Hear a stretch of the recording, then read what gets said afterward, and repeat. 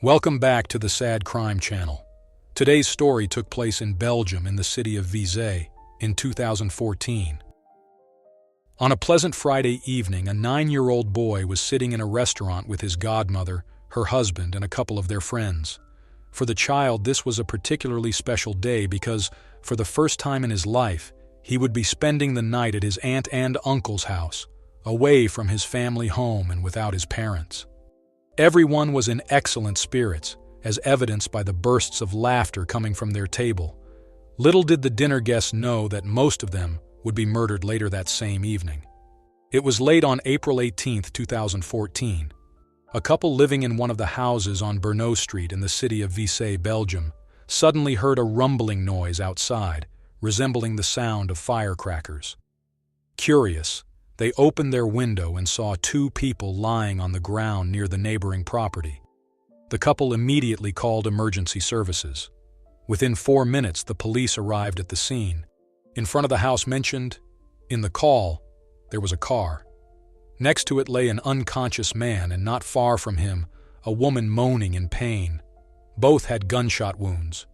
The officers walked around the car and suddenly found a child lying motionless on the ground. It was immediately clear that the child had also been shot. The couple who called the emergency services recognized the victims.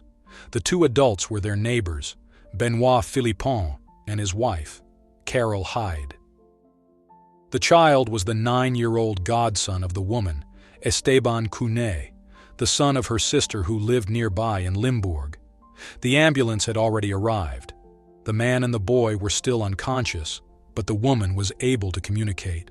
A police officer asked her what had happened and if she had recognized the perpetrator. From Carol Hyde's broken account, it appeared that a man had suddenly emerged from the darkness and started shooting. She also mentioned something that had happened just moments before. First, he approached my husband and said, "Do you remember me?" And then he shot. Carol was unable to provide any more details. She, along with the two other victims, was taken to the hospital. The police determined that there were no signs of a struggle at the crime scene. They secured the shell casings found on the asphalt and the fingerprints on the car's body. At around 11 p.m., the search of the victim's house began. The police first considered the possibility of a burglary that had gone wrong. However, it was evident that everything had happened outside, as there were no signs inside the house that indicated a break-in. One thing seemed absolutely certain. All 3 victims had been shot with the intent to kill. It was clear that the perpetrator had fired several accurate shots at each person. All of this gave the impression of an execution. The police did not want to waste any time, so despite the late hour, they knocked on the neighbors' doors and inquired if anyone had seen or heard anything. Unfortunately, no one had been a direct witness to the crime, but a few people had noticed a car with its lights off, leaving the scene of the shooting. Someone claimed it was a Mercedes. While these actions were still underway, the police learned that the boy had died in the hospital. Shortly thereafter, they received information about the deaths of Carol and Benoit. The police already knew that the murdered couple were model citizens who had never had the slightest conflict with the law. Along with them, the child had also died. Who and for what reason had carried out this execution on the 3 of them? In the morning, a formal murder investigation was initiated. It was led by the criminal police of the city of Liège. The only clue the police had was the words spoken by the perpetrator, as heard by Carol, directed at her husband and suggesting some kind of settlement.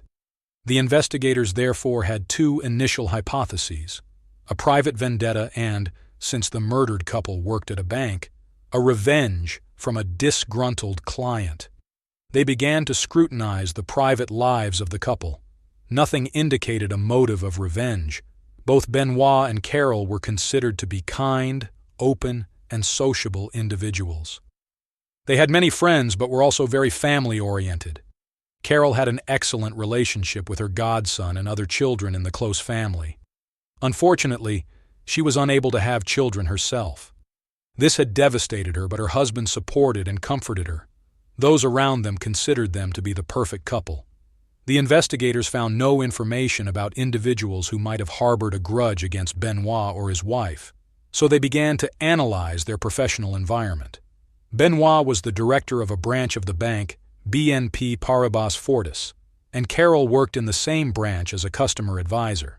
Through conversations with bank employees, the police were able to initially build a profile of the director. Benoit had the necessary knowledge and skills for his position, for which he was highly regarded by his subordinates. At the same time, he was very demanding, expecting enormous commitment and unquestioning obedience from his employees. He had his own vision for the development of the branch and wanted to implement it.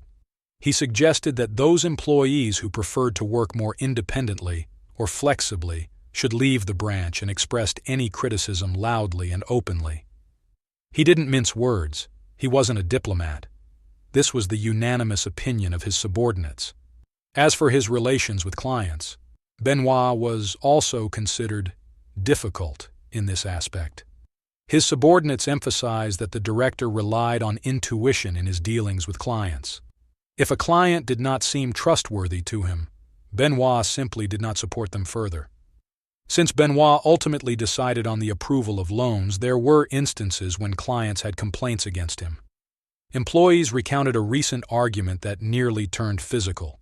An outraged client, who had started arguing with the director, even said something in frustration that could be considered a threat. One of the employees also remembered that this client had gotten into a Mercedes after leaving the bank. The police quickly located and questioned this man, but it turned out that he had an irrefutable alibi for the time of the crime. However, this situation highlighted that the professional motive might prove to be the right one. 2 days after the murders, an autopsy of the victims was conducted. This procedure was also important for reconstructing the sequence of events, as the detailed description of the wounds allowed for determining the trajectory of the bullets and thus the positions of the perpetrator and each of his victims. After the autopsy, the police were able to reconstruct the sequence of events. After 10 p.m., the couple, along with Esteban, had driven away from the restaurant, and 15 minutes later, they arrived home. The perpetrator emerged from his hiding place when everyone had already exited the car. He first approached Benoit and, standing face to face, shot him 3 times at close range. Then 3 bullets struck Carol, who had probably already attempted to flee, as suggested by one of the bullets hitting her in the back. Little Esteban tried to hide behind the car and crouched down. The first bullet hit him in the neck and the second in the head. Ballistic expertise revealed that the perpetrator had used a gun, most likely a semi-automatic one. The incident could clearly be considered an execution. The investigators, who continued to interview people close to the victims, still had no idea what motive drove the perpetrator. At the school in Limburg that Esteban attended, by Monday morning, all the children already knew about their classmate's death. A special area was set up in one of the rooms dedicated to the murdered friend, where students from all classes spontaneously brought and arranged stuffed toys with dedications, other small gifts, and candles. The youngest children did not understand what had happened and wrote on notes that they were happy Esteban would soon return to school. Over the following days, they asked their teachers about him every day. Older students inquired whether the man who had killed their friend had been caught yet. The children lived in fear and counted each other every morning in their respective classes to check if everyone was present. The entire small community of Limburg was shaken. The cold-blooded execution of 2 adults and a small boy traumatized all the residents. A support group was formed to raise funds for Esteban's funeral, as his parents had some issues with insurance. The Limburg community organized a march against violence, which was also attended by residents of neighboring towns. The investigators were practically at a standstill, despite the increasing amount of gathered information and the continual emergence of new leads. For example, it turned out that Benoit was not as ideal a husband as initially thought. Conversations with various individuals revealed that Carol's husband regularly had short or long-term affairs with different women, including some of his bank's employees. So could the execution be the revenge of a jealous husband or partner of one of these women? The police began to interrogate these men. They took their fingerprints, searched their cars, and checked their alibis. However, the investigators gradually ruled out all of them, having established that none of these men could have committed the crime. The officers were under immense pressure. The topic of the execution of 3 people remained on the front pages of news websites, and the case was also reported by media in many other countries. It was clear that no one commits a triple murder without a reason, but what could they do when there was no trace of a motive? The investigators decided that their next step would be to thoroughly examine the contents of the victims' phones, including photos, videos, text messages, and any saved contacts, even those from several years ago. This extremely detailed examination was very resource-intensive but yielded several clues, with one in particular seeming especially interesting. It was a text message that Carol had received 2.5 years earlier, specifically in December 2012, and had not yet deleted. The message read, "Each of us is interested in solving this problem somehow. I hope we understand each other."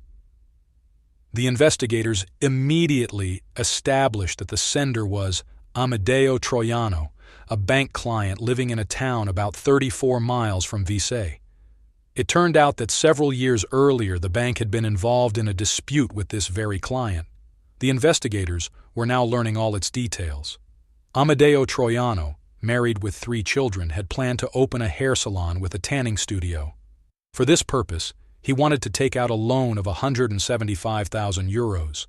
He had gone to the BNP Paribas Fortis branch, where Benoit and Carol worked, to seek information. His advisor was Carol.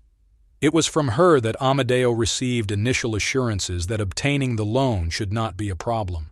There had not yet been a final decision from the bank when the client, convinced that he would get the loan, signed a lease agreement and purchased equipment for a large sum. Ultimately, however, the bank did not grant the loan. The police now established that the final denial was given by Benoit. It was also known that Amedeo, who faced a debt of €108,000, had tried to reach some agreement with BNP Paribas Fortis, and when that failed, he took the case to court, challenging the bank's decision. He lost the case, and the debts were compounded by enormous legal costs. Amedeo and his wife Anna Maria fell into ruin, and they repeatedly claimed that the bank had destroyed their lives. Since the motive of revenge seemed to fit this client perfectly, the police decided to pursue this lead. It also emerged that the 32-year-old had previously been convicted of burglaries and car theft. A month after the murders, Amedeo Troiano was interrogated. He did not deny that he had been denied the loan and had been in conflict with the bank, but he claimed that it was a long time ago and that he had moved on. He emphasized that he had nothing to do with the triple murder. Asked about his alibi on April 18th, he said that after an argument with his wife, he decided to visit his cousin living in Germany, so he got into his car and set off for Stuttgart, which was 310 miles away. During the interrogation, Amedeo could not recall the exact time he left for Germany. He stated that it was certainly in the evening, as he remembered the sun setting.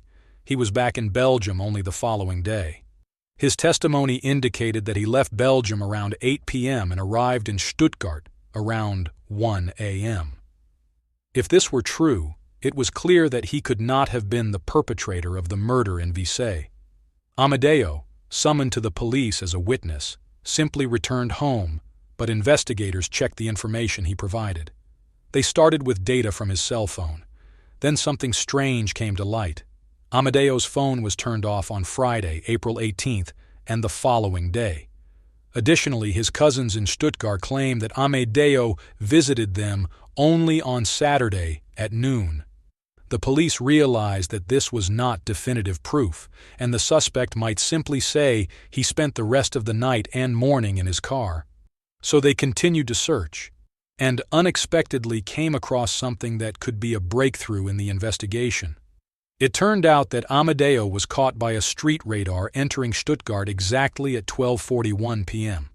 Therefore, he had lied during his interrogation as he entered Germany 12 hours later than he claimed. Amedeo was called back to the police, but when the investigators pointed out the inconsistencies in his statements, he started providing new explanations. He said he lied because he was scared. that he went to the forest where he tried to commit suicide.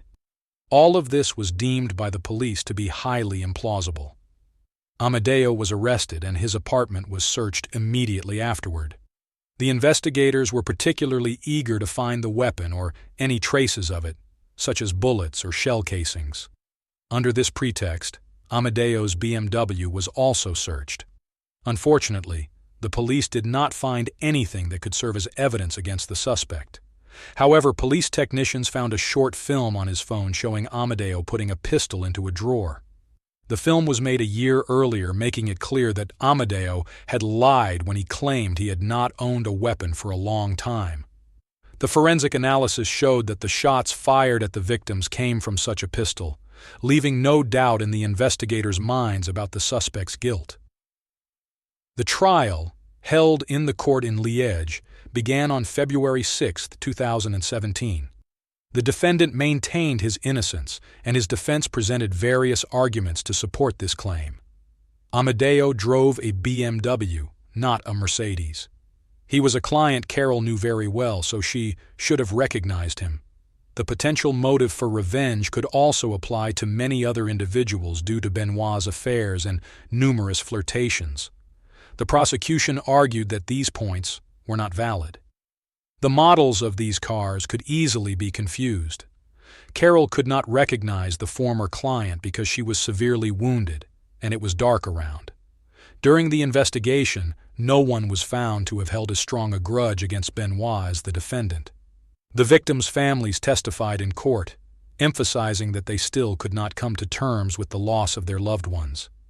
Esteban's parents spoke about their persistent guilt over their son's death, since they had agreed to let him spend the night at his aunt's house that day. They emphasized that Esteban's death had destroyed their family. The court did not believe the defendant's claims of innocence. On February 22, 2017, Amedeo Troiano was sentenced to life imprisonment for the murder of 3 people. 4 months later, the Court of Cassation rejected his appeal.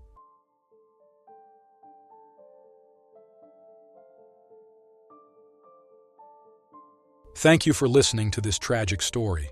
Goodbye.